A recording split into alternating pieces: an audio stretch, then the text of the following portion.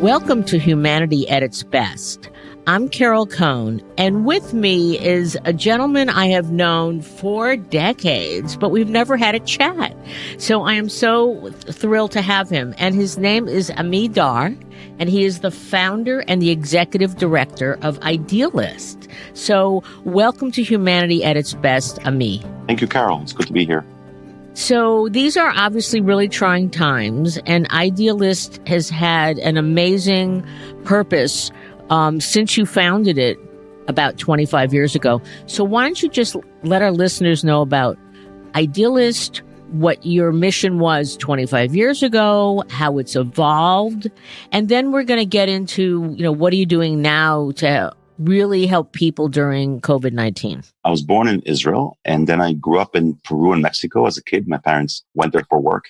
And ever since I was a really sort of small boy, I sort of was a social justice freak. I think when I was like 8 or 9 years old, I started asking my parents, why are there, children in the streets begging while we have food at home, etc. And then I sort of grew up with that sense that some things were wrong with the world. And the question was, what could I, little me, I was 10, 11, 12 years old. What could I do to change something? And so then, life sort of went by. We went back to Israel, had to serve in the army for 3 years, saw some things there that made me want even more to change things. And then went traveling for a while. And so in the mid-'80s, I was backpacking across South America. And I started meeting lots of people, both local and travelers, international, who in some way wanted to get involved where they were, do something. And it was completely not obvious how to find something, especially I think it's harder now for younger people to think of a world where there was no web, right? There was no web, there was no cell phone. Right. And so how do you find a place to volunteer, a place to give, a place to work? And so I thought, that would be a pretty cool thing to do. But I was 24. I didn't know anyone. I didn't know anything. I had no money. There was no web. But I thought there must be a way of doing this. So I went back to Israel for a while. I was a waiter. I was a translator. Then a friend hired me to work at a software company. So a few years went by. I kept obsessing about this. And then the web was invented. And when I saw the web for the first time in 93, 94, I thought, oh my God, this thing was invented just for me. And now I can use it to basically connect people and organizations. So then, so long story short, then I launched Idealist in 95, sort of with nothing, just with a computer and me sort of writing some pages, found a couple of people.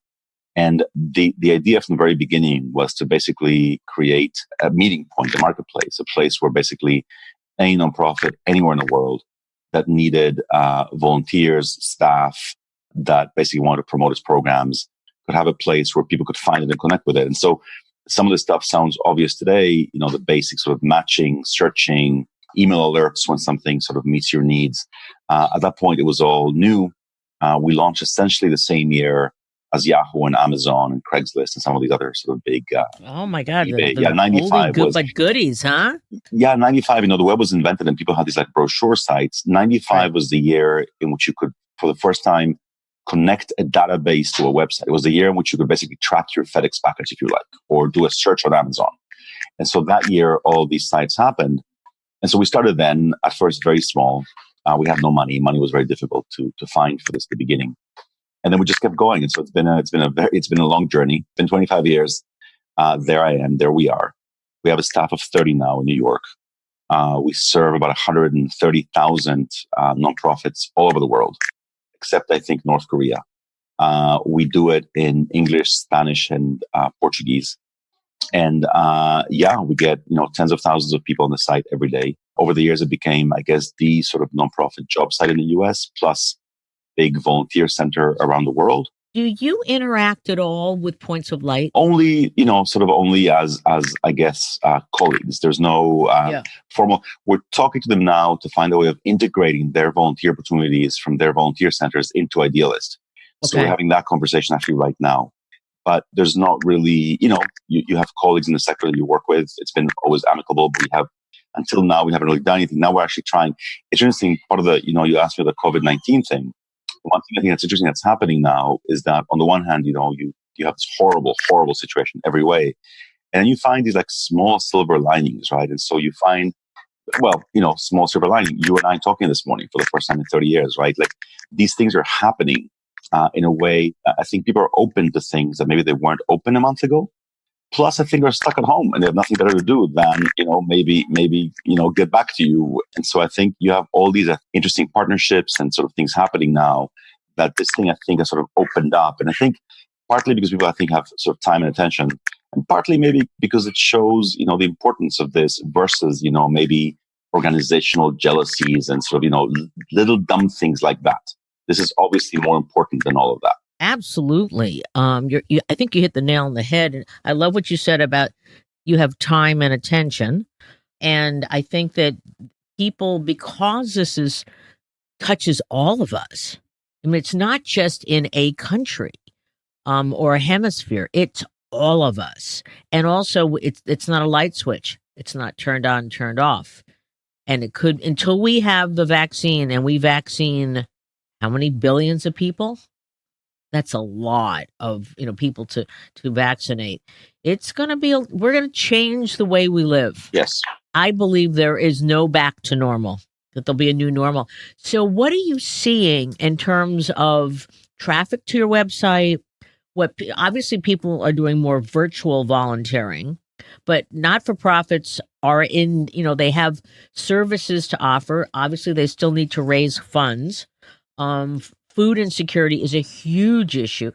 So what are you seeing and what's changing right now for what you're doing? We still get, I would say surprisingly, we still get 100, 150 jobs posted a day.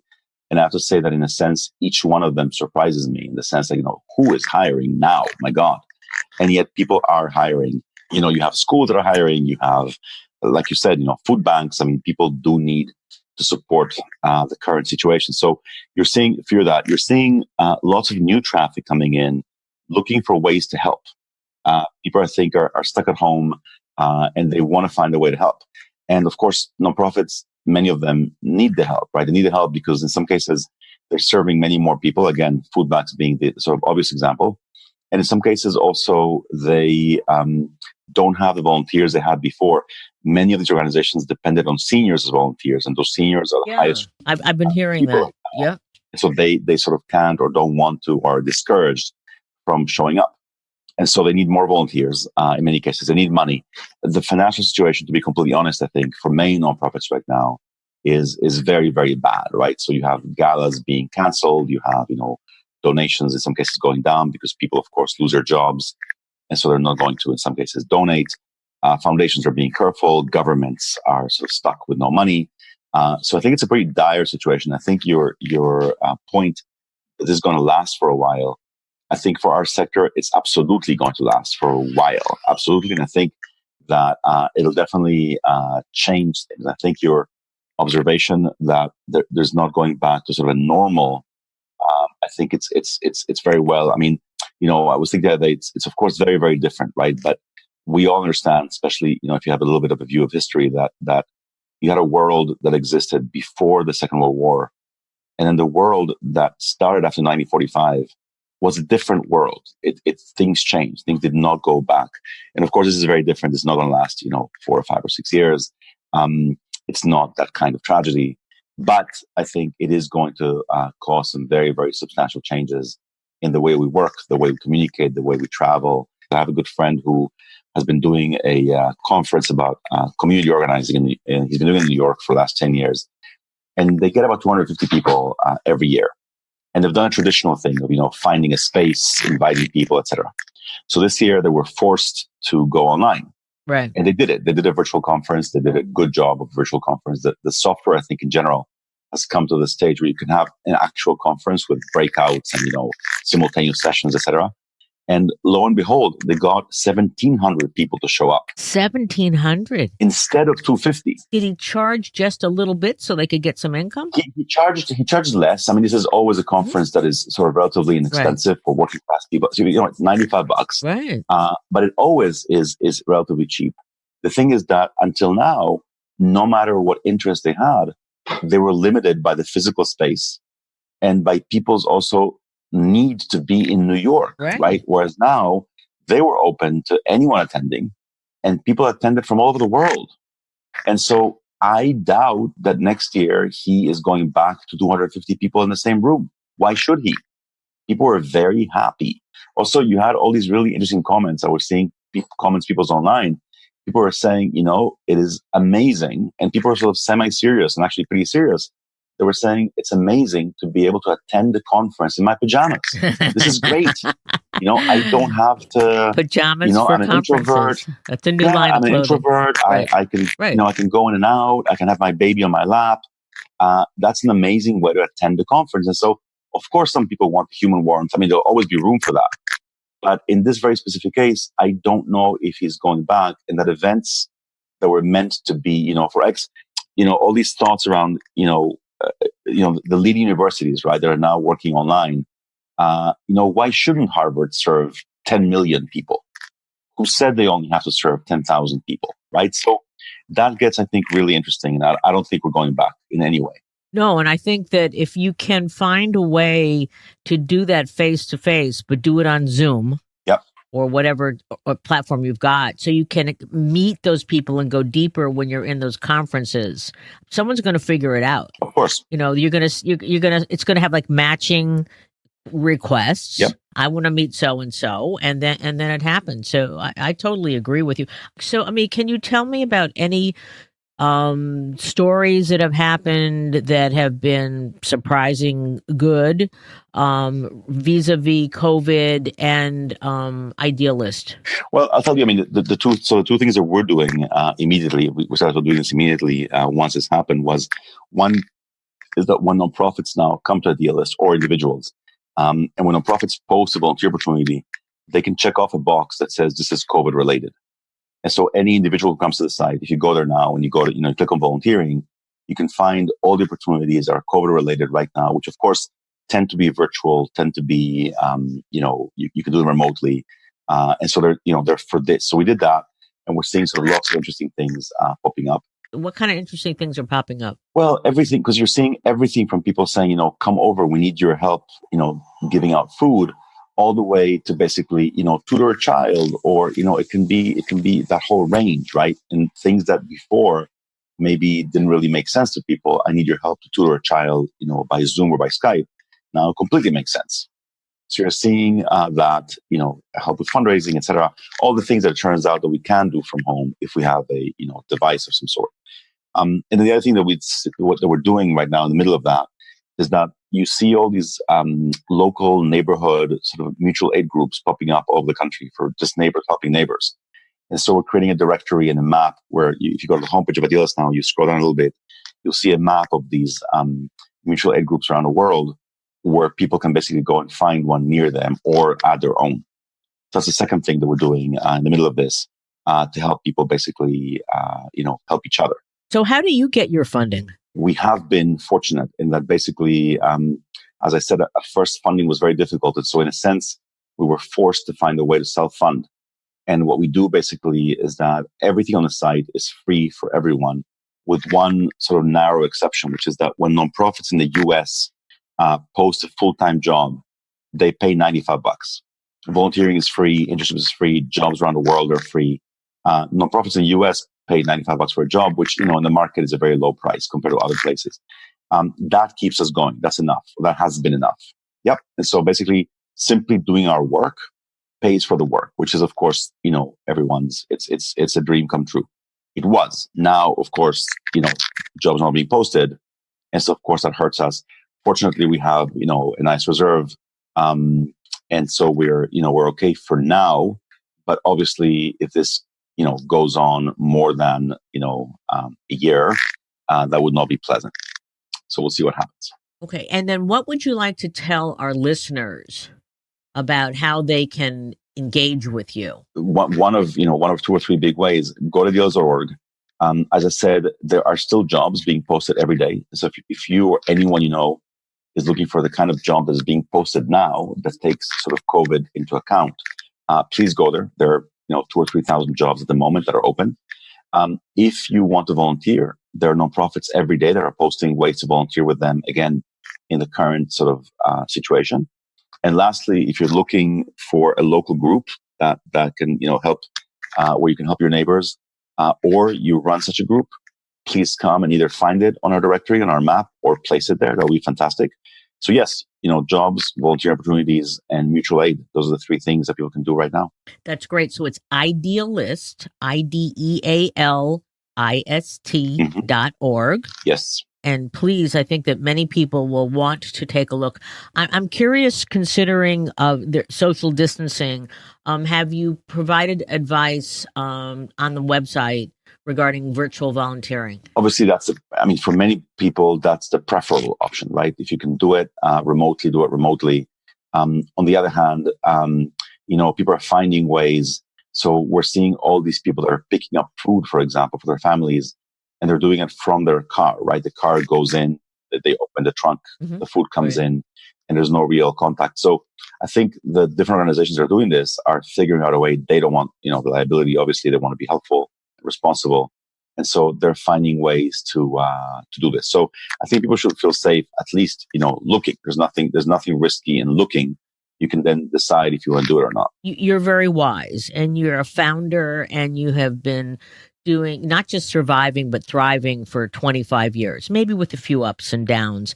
What are a few insights that you can share with other not-for-profits or other people out there that may want to start a social enterprise or an NGO in the post-COVID world?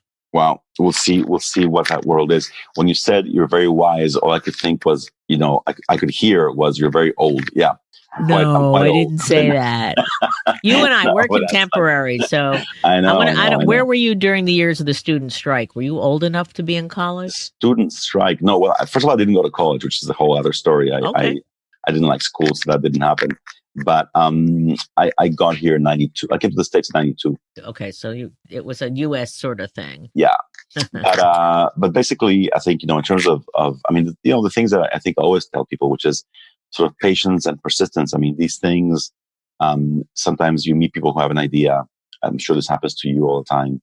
And they say, I want to do this or that. And then it doesn't happen in a month or two or three. And they sort of get tired and discouraged and they drop it. And most good things take a while. And so if you want to do something, if you really want to do it, be ready to invest some real time in it. The other thing, which might seem to contradict that, is that sometimes people want to do something big, or they have a big dream, and they basically procrastinate. They use the bigness of the dream to say, I'm not getting started until I get, X dollars or X whatever. And usually when you're dreaming, I want to start a mentoring program for kids in Boston. And I'm dreaming of mentoring, every kid in Boston. Well, you can start with one kid at your kitchen table. And probably starting with one kid will be the best way of getting 2 kids and 5 kids. Also, you can't get 1,000 kids, literally, without going to the first one first. You have to start from one. So you might as well start with one, with no money, and then go look for the money and go look for the funding. Don't let the big dream be an excuse for sort of doing nothing in the meantime. You can start. You can always start. You can always do something.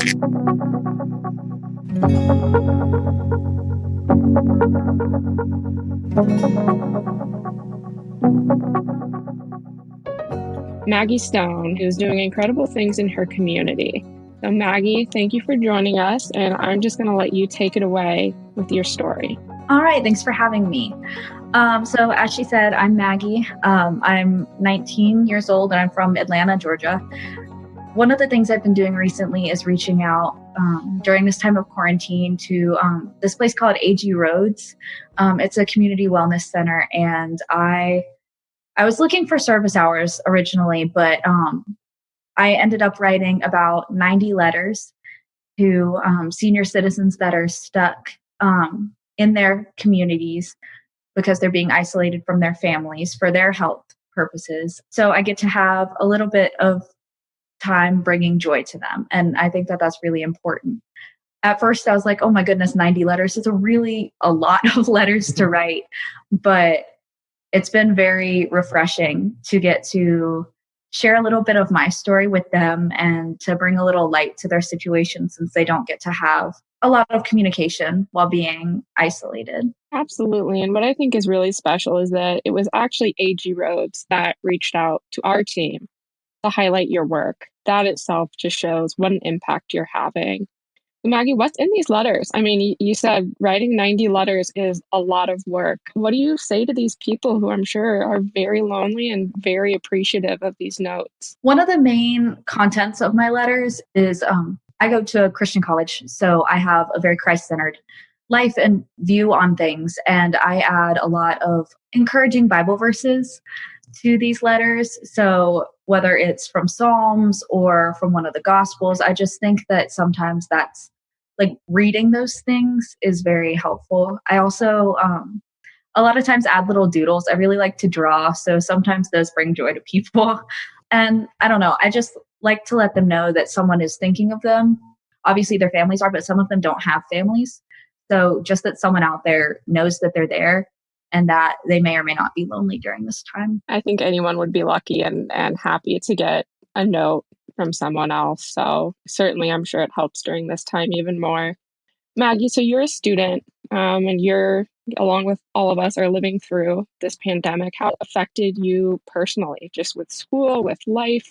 And how did that spur you to make a difference in your community? Since I'm taking classes at home now, I have a lot of work on my hands, but I also have a lot of free time. And I've been spending that with my family and just seeing them get letters from their friends. It's like we're going back to handwriting letters instead of just FaceTiming and writing texts here and there.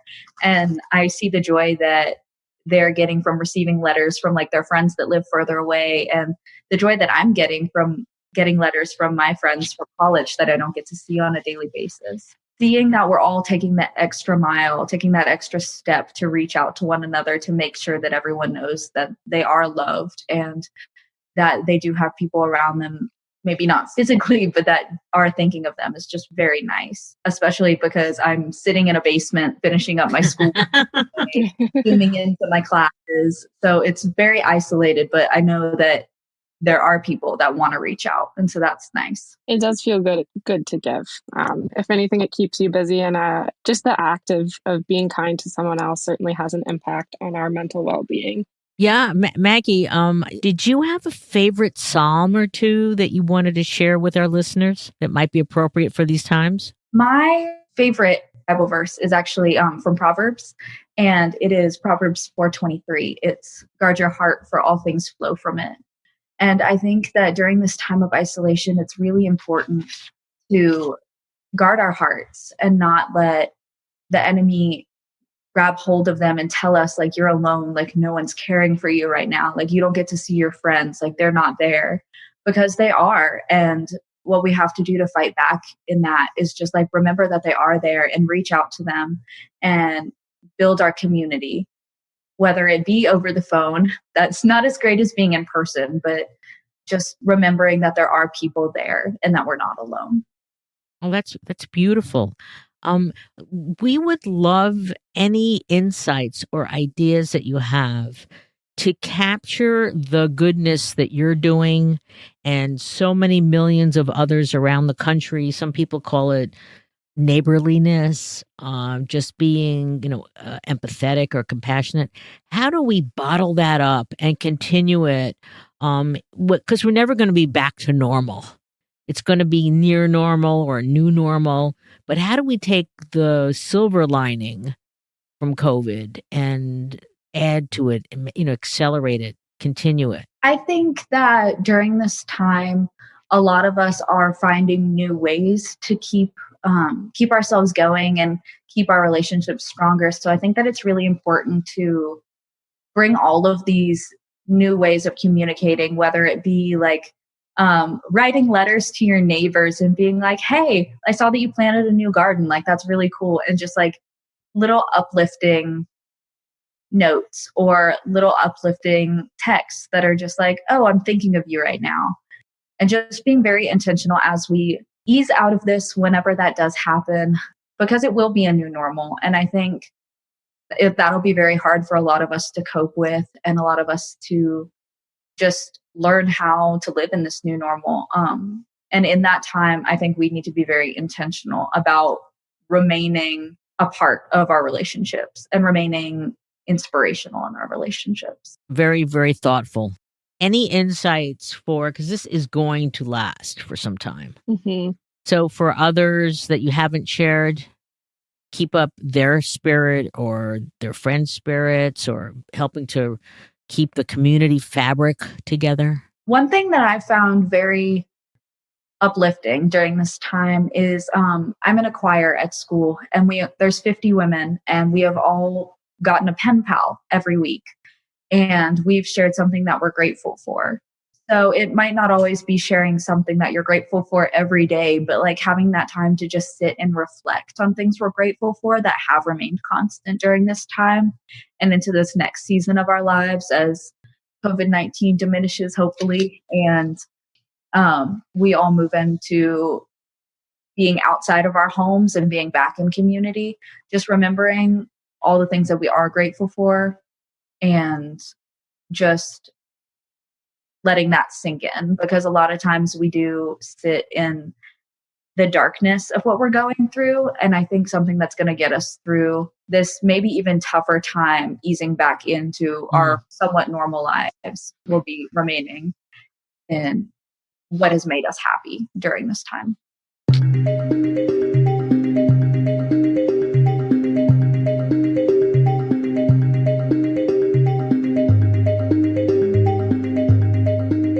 We have this marvelous woman joining us. Her name is Cherie Archer, and over 20 years ago, she founded Ozanam Charitable Pharmacy in southern Alabama. And so, Cherie, I'd love you to just talk about the pharmacy, its mission, what you did pre the pandemic, and then what you're doing during the pandemic. So welcome to Humanity at its Best. Thank you, Carol. Thank you, Carol. You gave me a great gift. However, I joined the organization 12 years ago. Okay, so I gave you a few extra years. It was founded by 14 wonderful individuals in Mobile, Alabama, first with the mission to help seniors obtain food, get food, because they found that seniors, were having a hard time getting food stamps. But they found in trying to do that seniors were were not able to get access to their medication because Part D didn't exist then. And so we were an answer to Part D. And that's how the organization was established, to help seniors to get connected to their medication in Mobile, Alabama. Then Part D came about, and we expanded our services to include adult individuals over the age of 19.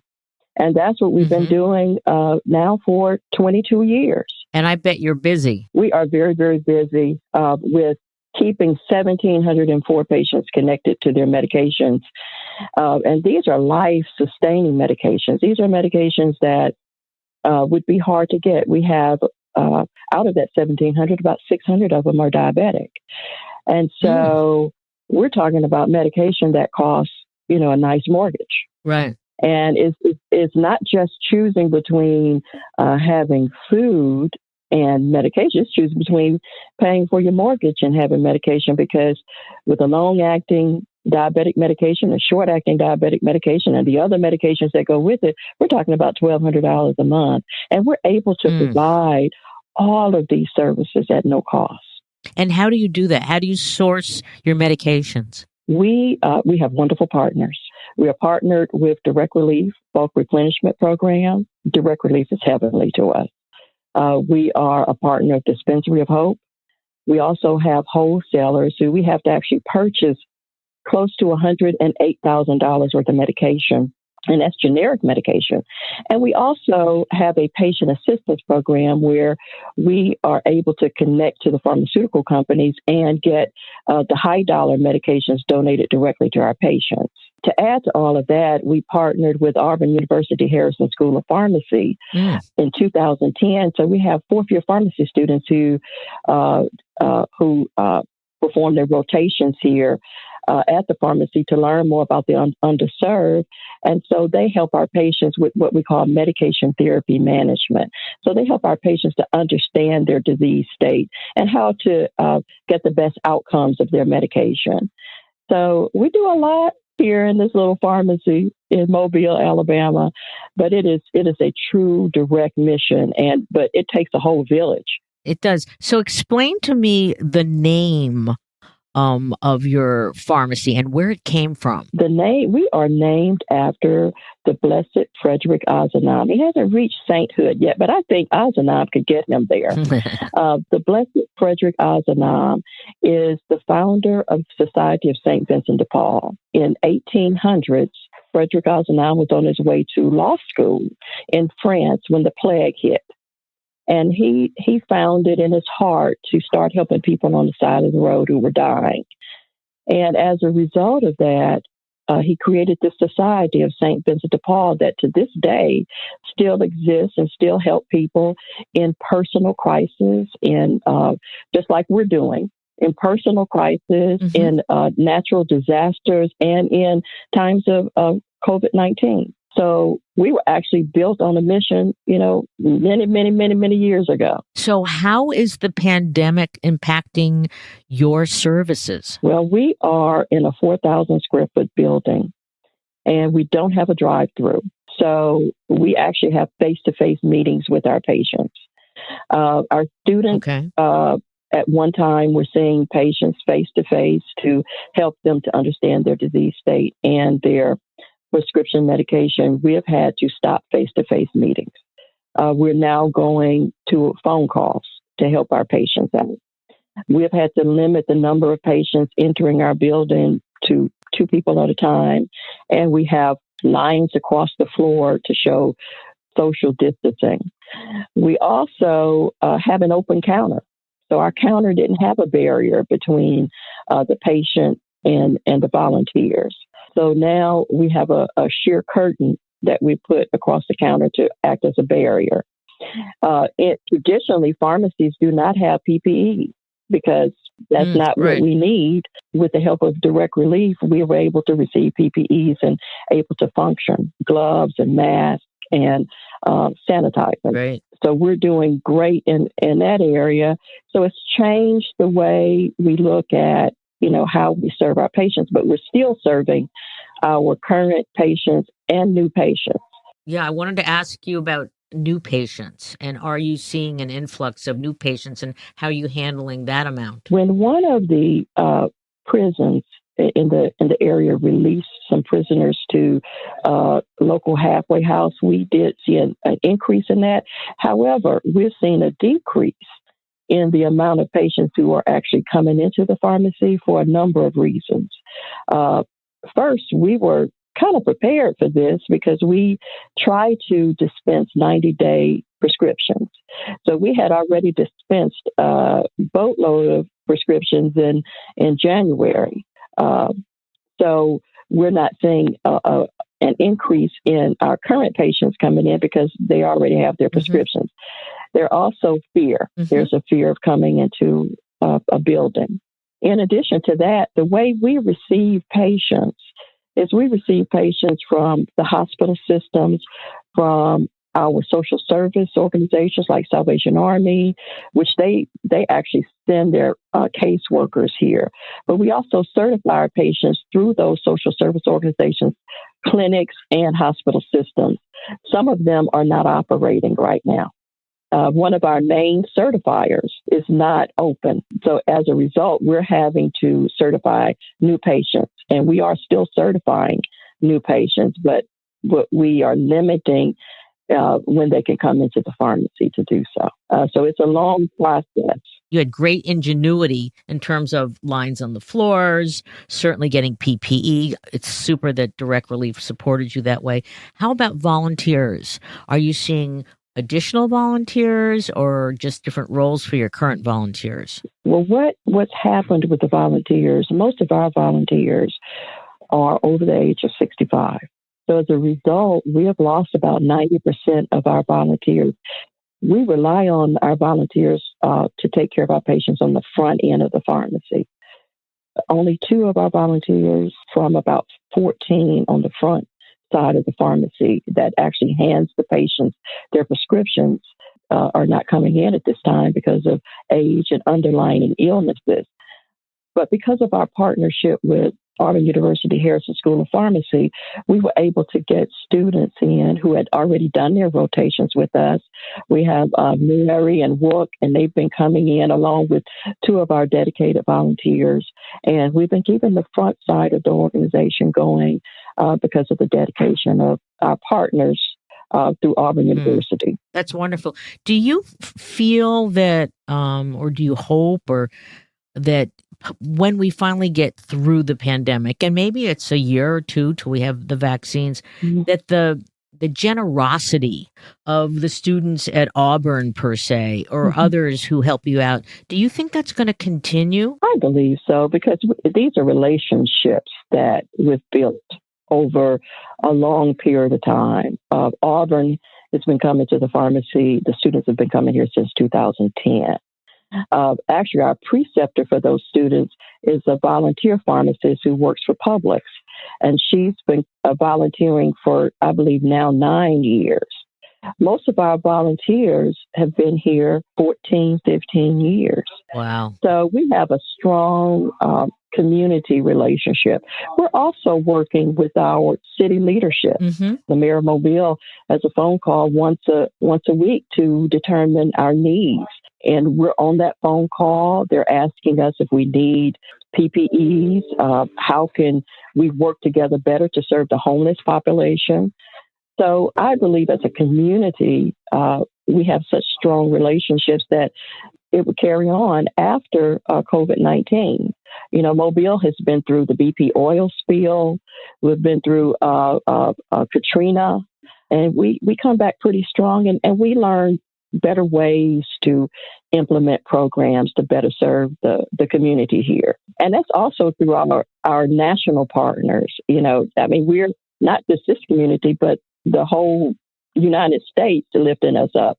It's helping us to do what we do every day. Well, you're doing amazing work, and the fact that you've been through all of those disasters and now this pandemic speaks so much to your heart, your compassion, and your smarts. In closing, I would love to ask, do you have 2 or 3 recommendations to other cities or other charitable pharmacies who can learn from your great work? Yes, I do. I believe that from a charity pharmacy standpoint, we are building a coalition together through charitypharmacy.org. And if you are a charitable pharmacy, please, join that group, because we're learning best practices from each other. Build those relationships in your community. If we didn't have a relationship with our bank, we couldn't have applied for the Pay Loan Protection Program and actually receive it. So it's all about the relationships. Everybody has a chance to play a part. And having those relationships with city leadership, county leadership. We serve 4 counties, Mobile, Baldwin, Escambia, and Washington County. So we try to build relationships in all of those counties because, we want them to know that we're the medication safety net for their most vulnerable population. So I would say build those relationships. Also, always have some type of disaster plan in place that you can modify in times like this and tailor it towards your organization so that you can make sure your staff, your volunteers, and your patients or clients are, protected. And that's what we're trying to do every day here. We're still trying to serve those who need us the most. We will continue our mission no matter what. And I'm just blessed to be able to work with extraordinary staff and volunteers. I just feel blessed every day to be able to do what we do here. Well, your wisdom and your compassion and empathy and business smarts and charitable smarts are just extraordinary. So I want to thank you for your time. The wisdom that you've shared is great. And it's that kind of humanity, adding up the coalitions and the sharing, that's going to help us get through the pandemic and learn and be stronger for the future. So thank you so much, Cherie. Thank you, Carol. Thank you, Carol. We're stronger together.